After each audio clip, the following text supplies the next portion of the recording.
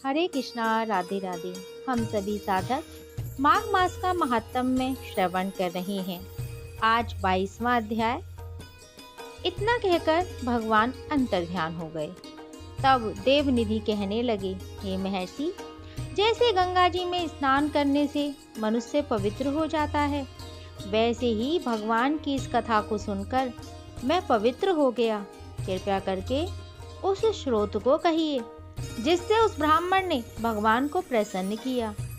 लोमश जी कहते हैं कि उस स्रोत को पहले गरुड़ जी ने पढ़ा। उनसे मैंने सुना, हे विप्रगण, यह स्रोत आध्यात्म विद्या का सार, पापों का नाश करने वाला है। वासुदेव सर्वव्यापी, चक्रधारी, सज्जनों के प्रिय, जगत के स्वामी श्री कृष्ण को नमस्कार है। जब स्तुति करने वाला विचार करे कि सभी जगत विष्णुमय है, तो किसकी स्तुति की जाए। जिस प्रकार के श्वास वेद हैं, फिर कौन सी स्तुति उनकी प्रसन्नता के लिए की जा सकती है। जिसको वेद नहीं जान सकते, न वाणी न मन जान सकता है, उसकी स्तुति में अज्ञानी क्या कर सकता है। सारा चर अचर संसार जिसकी माया से चक्र की तरह घूम रहा है, इसी से हे प्रभु आप चक्रधारी कहलाते हो। ब्रह्मा विष्णु आप ही हो। सारे संसार को उत्पन्न करने वाले, ब्रह्म को भी आप उत्पन्न करने वाले, ब्रह्मा को भी उत्पन्न करने वाले। जब जीव शरीर को धारण करता है, तब उसमें ज्ञान उत्पन्न होता है। तुम सब सुखों के दाता हो, इसमें कोई संदेह नहीं है। आपसे संपूर्ण सुखों को देने वाली बुद्धि उत्पन्न होती है। आप ही 5 कर्मेंद्रियां, पंच महाभूत तथा मन के विविध भाव हो। ब्रह्मा विष्णु रुद्र की कल्पना से आप संसार की कल्पना इस प्रकार करते हो, जैसे पिता पुत्री की।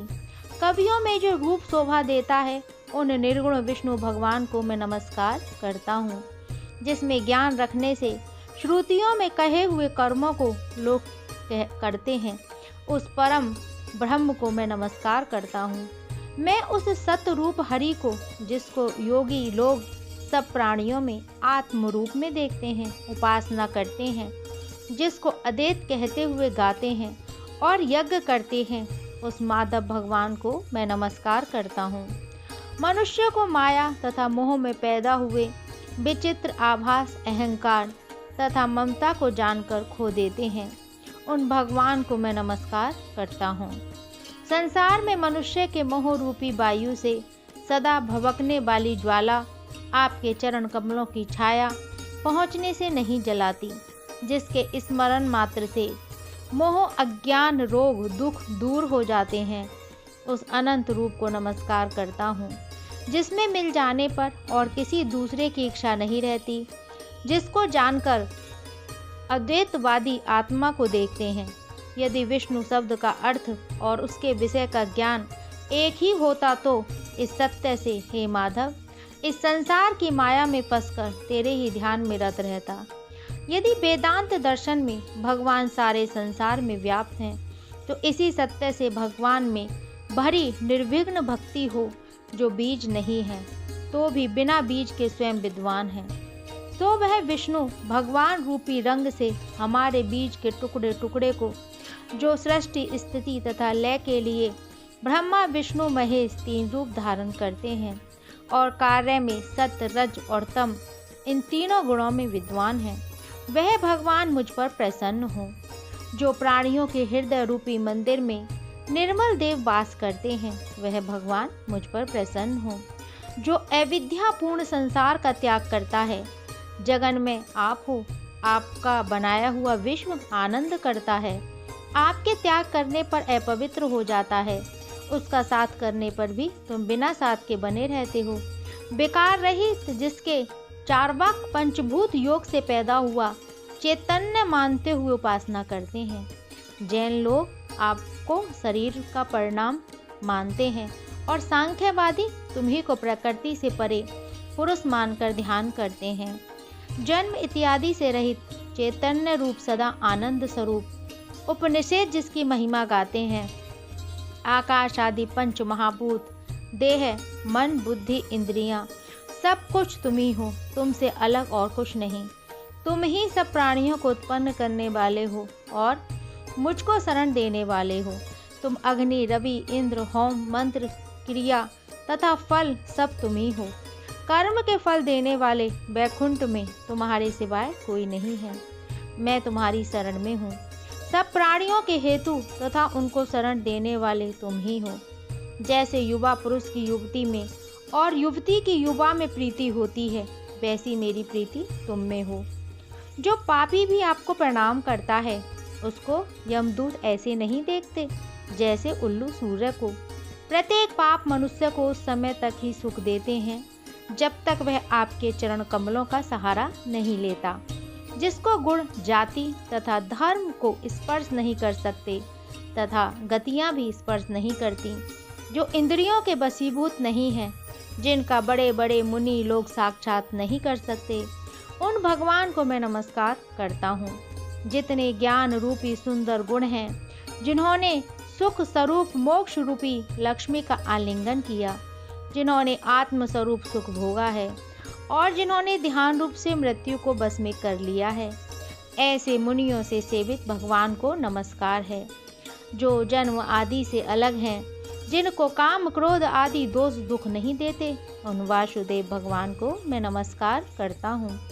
जिनके ज्ञान की गति से अविद्या रूपी मल शुद्ध हो जाता है, जिनके ज्ञान रूपी शस्त्र से संसार रूपी शत्रु का नाश हो जाता है, उन दुखों के नाश करने वाले को मैं नमस्कार करता हूँ।